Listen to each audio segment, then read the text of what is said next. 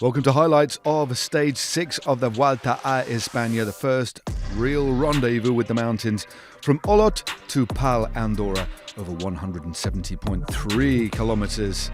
It was to be an explosive, action-packed day. Let's have a closer look at the route. There we go. A start from the gun. 4 categorised climbs along the route, giving us a total of 3,500 metres of elevation gain, including the climb to the line over 9.6 k's, 6.5% gradient to the finish. After the neutral start, the attacks began, but in some very difficult weather conditions. 10 riders went clear, including Jay Vine, Torsten Treen, Bruno Amirai, the pair from EF, Archie Ryan, James Shaw. Liuva was also there, along with Lorenzo Fortunato, Gian Marco Garofoli and Fabio Castrillo. Also there, Ramses de Bruyne of Alpecin de Koning. They were the 10 riders up in front, and they build up a very substantial lead, approaching 6 minutes.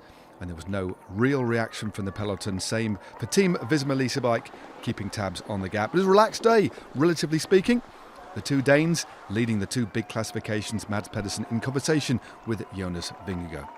Heading on to the penultimate climb of the day, the lead to our breakaway of 10 had shrunk to 5 minutes. It was still enough to battle it out for the victory, but there was a big battle for the positions coming into this climb, given the technical descent off the top of this one and then dropping down into the valley, leading into the final climb. So 5 minutes was the lead for our 10 riders out in front, and unsurprisingly, it was Jay Vine who went on the offensive, took maximum points over the top of this second category climb, the Alto de la Comela, knowing the roads well, and built up a lead of around 16 seconds on the approach to the final climb of the day. Meanwhile, the peloton were behind at around 4 minutes. They were being led at this point by Lidl Trek, Andrea Baggioli doing a lot of work as we look at confirmation of the penultimate climb's points. Vine ahead of Vivaika and Lorenzo Fortunato, the Giro King of the Mountains winner, there in third. But Vivaika at this point was leading the KOM. Onto the lower slopes of the climb, and with just under 10 k's to go, Jay Vine, already twice a winner in the Vuelta in the past, had around about a minute's lead, but there were some counter-attacks behind, still thinking of the victory. A big move there by the rider from Movistar, Pablo Castrillo. But importantly, in the peloton, there was a big surprise as the man in the white jersey, Juan Ayuso, the joint team leader of UAE Team Emirates, fell away and was to lose contact with the bunch.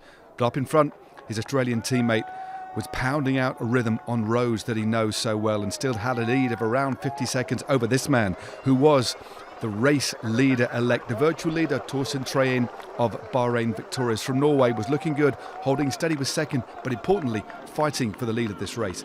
Meanwhile, behind, Andrea Baggioli was pulling a lot for Giulia Ciccone, who's having a heck of a race so far. And in fact, it was Ciccone, the Italian from Lidl Trek, who pounced on the right-hand side of the road, immediately to be marked out by the man in red, Jonas Vingegaard, as the GC battle ensued.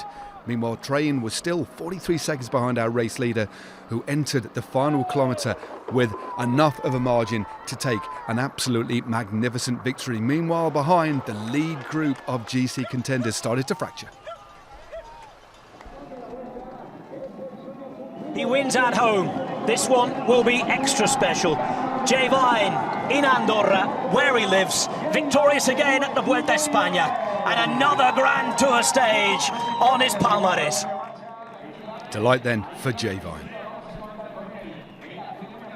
He was fighting for his very life against illness a couple of years ago, but here he is, becoming just the 3rd Norwegian in 58 seconds time. Once that time goes, it'll be confirmed that he will be just the 3rd man from his nation to pull on the red jersey. What a ride by Torsten Treen to take red, but the GC battle came back together at the top of the climb, and João Almeida led the chasers home just in front of the man in the red jersey, Jonas Vingegaard, himself just in front of Giulia Ciccone and most of the GC contenders. But what a day for UAE Team Emirates. First the team time trial, and now the victory on the opening mountain stage of this race. And look at what it meant to Jay Vine. 3 wins in the Vuelta and on home soil too. But this man, what a performance from Torsten Treen to take his first leader's jersey in a Grand Tour. So the stage results. Jay Vine took the win ahead of Torsten Train, then Fortunato, Amarai, Castrillo, Shaw, Vervaeke, De Bruyne, Ryan and Almeida leading home the chase. Yeah, I mean, I know these roads pretty well. I'm from just down the hill, so Comella is my favourite climb in all of Andorra, and I would have normally liked to have done it way harder, but you know, with the headwind, it was hard to get the guys to really pull through and make it really hard, so I decided to go at the top, and with the wet descent, I know the descent really well, and I thought, okay, this is my chance to get away, and then there's no funny business, it's just mano a mano.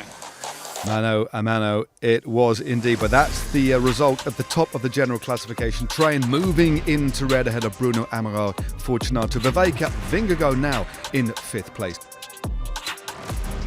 What a day for the man from Bahrain, victorious, and the smile says it all after what this man has been through.